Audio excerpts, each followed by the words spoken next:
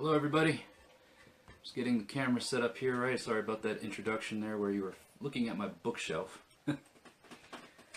Alright. Welcome everybody. Thank you for tuning in for this week's episode of Midgard Musings. As always, I am your host, Jesse. Got a little bit of Danheim radio, live music, broadcasting in the background here, so hopefully that's not going to disturb anybody. But once again, everybody, thank you so much for tuning in to this week's episode of Midgard Musings. It's been a couple of weeks since we've done a Hávamál study, and last time we did this was 2 weeks ago, and we covered we're doing a 9 stanza. Alright, everybody, I'm sorry about that. Seem to have a little bit of a disconnection here.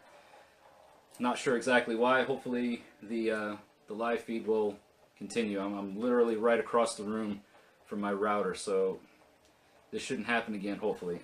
Let's start again, though. Let's start with stanza 19. Don't hold on to the mead horn, but drink your fair share. Say something useful or stay quiet. No one will judge you poorly if you go to sleep early. So again, everybody, we just had a little bit of an interruption in the live feed. I apologize for that. Not really sure what's going on with Facebook. But talking about drinking moderately and not holding on to the mead horn. Okay, putting it down and enjoying it in moderation. If you go to bed early, if you retire from the party early, and you're not hanging around with everybody till the wee hours of the morning, nobody's going to hate you for that, and nobody's going to judge you poorly for that. So keep that in mind when you're enjoying the mead horn. Stanza 20. A gluttonous man, unless he watches himself, will eat to his own detriment. Wise men will often ridicule a fool on account of his belly. A couple more people are checking in. Derek's back. I see Alex is back. Thank you guys. And again, I apologize for the interruption in the transmission on the live feed here. But so here we go. A gluttonous man, unless he watches himself, will eat to his own detriment. Don't overeat. All right. Eat to your satisfaction, but don't overdo it. And because you'll often, as being a gluttonous fool, wise men will often ridicule them for their belly. They look at him and they're like, he doesn't know when to quit. He doesn't understand moderation. He's obviously eating too much. And you got to look at it in this aspect too. When Hávamál and the Poetic Edda and everything was written in medieval Scandinavia, the importance of moderation was paramount for survival, because if you ate too much and nobody else got to eat, you were basically putting other people's lives at risk. Because if there's 2 loaves of bread that are meant to divide up between 10 people, and you yourself eat half a loaf, well, you could be putting out other people in harm's way of not being able to eat, or having nothing to eat. So moderation here is the underlying theme. Don't eat just eat to where your body needs to survive, and don't overeat, and don't get so sick of yourself eating that it's going to get you to become this gluttonous fool. Hey Derek, I see your comment there. Stephen Beatty is watching. Great. All right, so guys, I'm just going to try to keep. Hopefully this live feed keeps up here. I don't want to run into a situation that we're out of our connection here again. So moving right along, stanza 21. It kind of mirrors and echoes what stanza 20 says. It says, even cows know when they should go home and leave behind the fields, but an unwise man does not know the measure of his own appetite. So look at the animals that are out there. Look at cows and birds and nature and things that they eat to survive, and even the cows know when it's time for them to go home. And cows, they typically will graze and stuff all day, but even they know when it's time to quit and when it's time to call it quits. So you're as unwise. You're less wise than a cow of the field if you don't know the measure of your own appetite. So never eat to where it's hurting you and that you feel miserable at the end of it all. Just take your time while you're eating and understand that too much is no good of anything, right? Everything in moderation. So stanza 22, a stupid man and an undisciplined one laughs at everything. He hasn't learned a lesson that would do him good. He himself isn't flawless. All right, so this one to me is very important because we're such a society nowadays that's very closely connected to our social media, right? And what do we see mostly on social media nowadays is these memes, right? All these stupid, hilarious, ironic memes and things that are meant to get a reaction. And hey, look, I love a good laugh. We all do. We all love to laugh. We all love to be in good spirits. We all love to enjoy ourselves and have a humorous time. But we have to be warned that being stupid and undisciplined will just be laughing at everything. You know, somebody says, you know, fart noises, ha ha ha, right? We're all guilty of that, I think, at some point. You know, certain things just trigger a certain reaction. And we have to be careful and watchful about just laughing at everything, you know. We have a bit of a sense about us and have our wits about us. Because one thing that the fool and this stupid man that we're hearing about now, that one thing that he hasn't learned, which is one lesson that would do him good, that he himself isn't flawless, okay?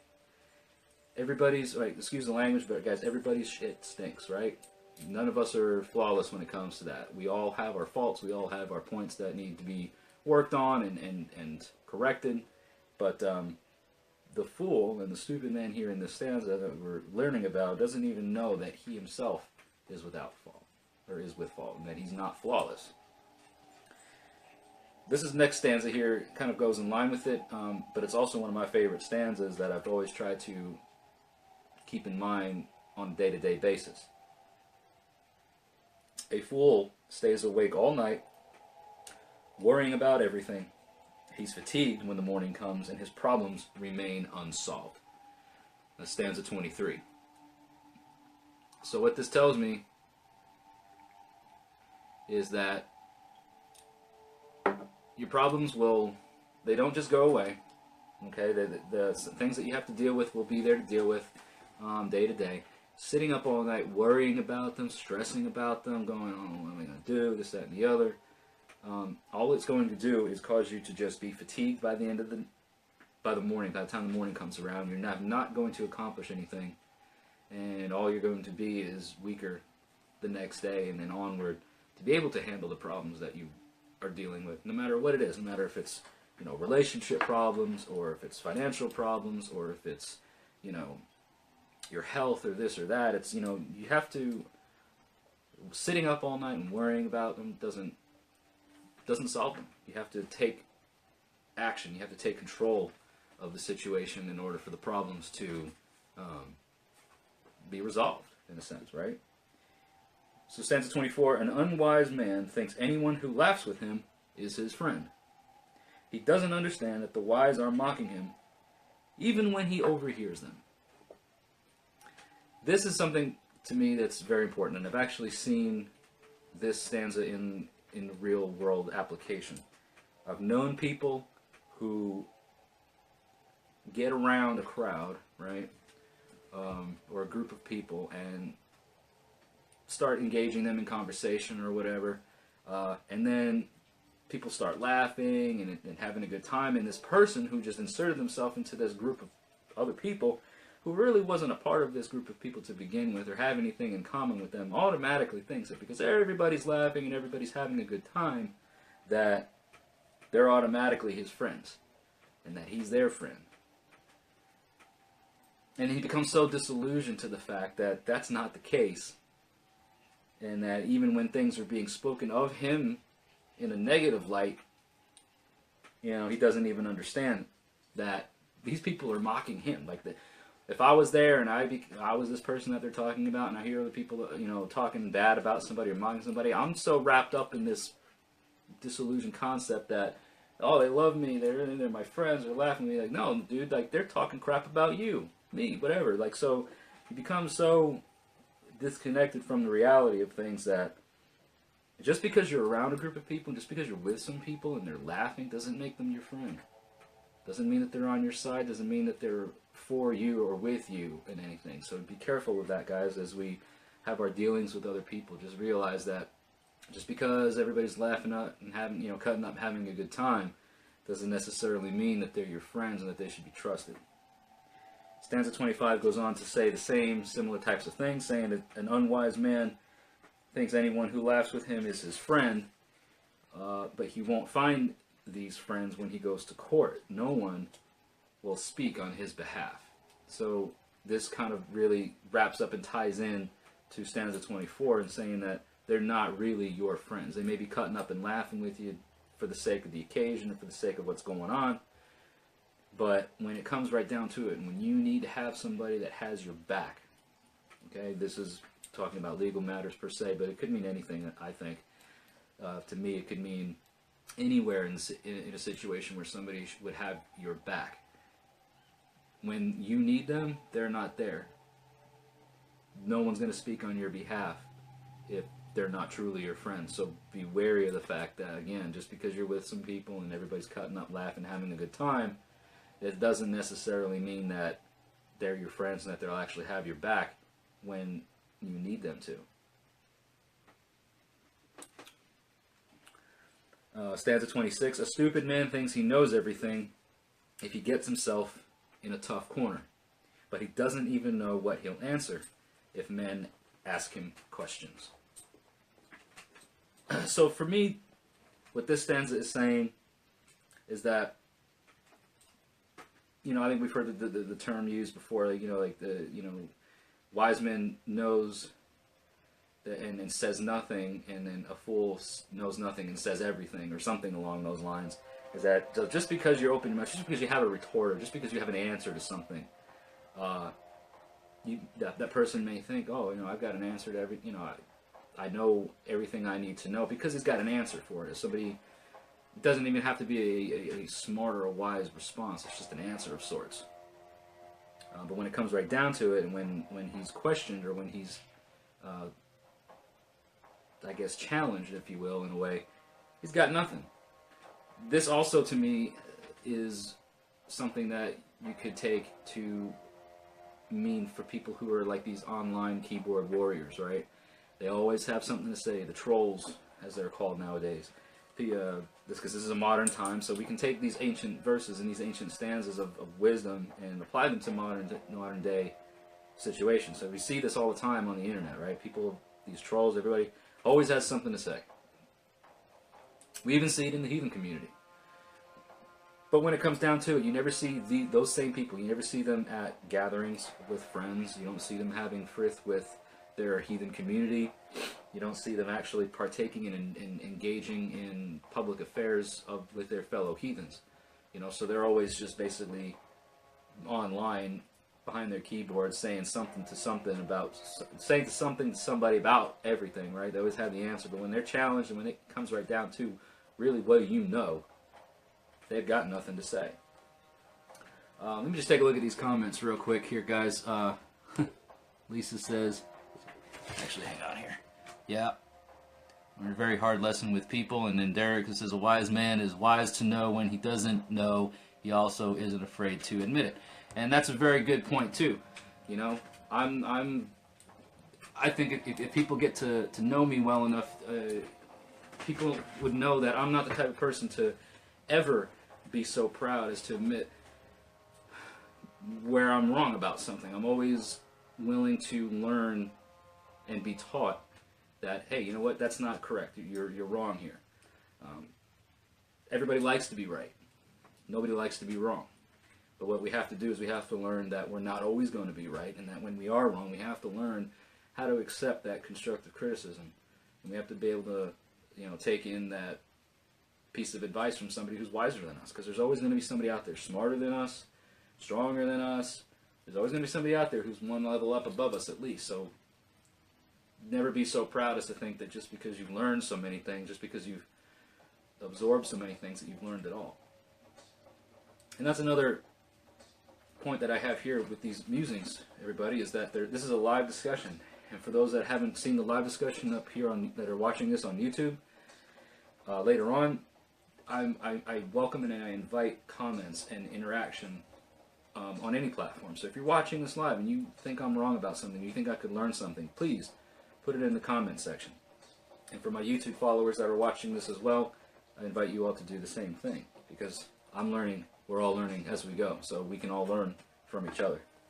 Alright, so stanza, let me see, where were we?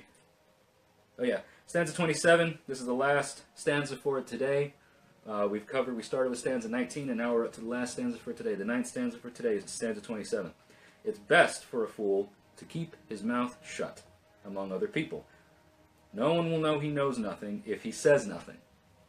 Ill-informed people are also the ones who don't know when to stop talking. So with what I had just said, and Derek chimed in and said what he had said, pretty much wraps up this stanza in a nutshell, right? Keep your mouth shut when you're among people. These people who, it's just best for them to just shut up, right? It's best for him to not say anything, because if he doesn't say anything, nobody knows that he's a fool. His folly and his stupidity is admitted, and it comes out in his words, right? Because they're the ones that are constantly flapping at the jaw, right? Ill-informed people are also the ones who don't know when to stop talking. And that's why I feel that it's better to... you're going to get more out of life by listening so much as you are going to be by speaking. And that's why I'm like, you know what, let's do 9 stanzas a week with this. Let's not make these videos so exceptionally long that it takes up a great amount of time out of people's schedules, because the knowledge is there for everybody to take and learn on their own schedule and on their own basis. But in this way, I feel like it engages my fellow heathens, across the world and locally even, and we get to talk about these things, and we get to expand our knowledge and grow as individuals in our faith, So that has been pretty much our video for today, guys, and I apologize. I'm going to do my best to get both of these live sessions up and coupled together kind of for the YouTube channel. So if you're watching this now on the live stream and you saw the previous one that had cut out, you kind of understand what I'm talking about. But for those that are watching on YouTube, we had a little bit of a live feed interruption, so I'm going to try to figure out a way of maybe avoiding that in the future. But again, everybody, this has been a wonderful time, and I thank you so much for tuning in and watching. It's an honor to get to sit here and discuss these things with you. It's something that I really enjoy. And if you haven't already, please subscribe to Midgard Musings. If you're watching this on YouTube, the subscribe button should be somewhere down here. Just a red button, click it. And then there's also a bell notification that you can click, which will notify you each time I upload these videos. So I definitely would appreciate you subscribing if you haven't already. And for those that have already and that are sharing this every week and putting up with me tagging and sharing and everything like that, it means a lot to me, and I greatly appreciate everyone's willingness to kind of put up with that in the interim. So guys, this has been a wonderful time. I really appreciate your joining me today. As I've said already before, I'm going to wrap it up now. I'll probably have another video out sometime this week just to share with some of you guys on YouTube. Some of you, my friends on Facebook, already know about this recent partnership that I am involved in. But for my YouTube subscribers and followers and friends here, I'm going to put out a special video telling you about what that particular partnership is, probably sometime this week. So don't forget, everybody here on Facebook, tune in again next week at 3 p.m. Central Standard Time, next Sunday, same time, for the next 9 stanzas. Really looking forward to that. And for all of my YouTube followers, please share this video, comment, subscribe, tell everybody about it, and I'll look forward to seeing all of you in the next video. Take care, guys.